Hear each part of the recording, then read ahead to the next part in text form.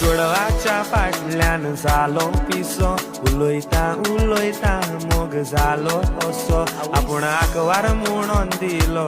बरो वासो म्हाका फोटोयलो रे आयकात कसो ते काजारी म्हाका सांगोक ना ताच्या घोवान एक दीस आमकां सांपडायलो म्हाका अशें घडत म्हूण हांवें चिंतूंक ना म्हज्या घोमट्याक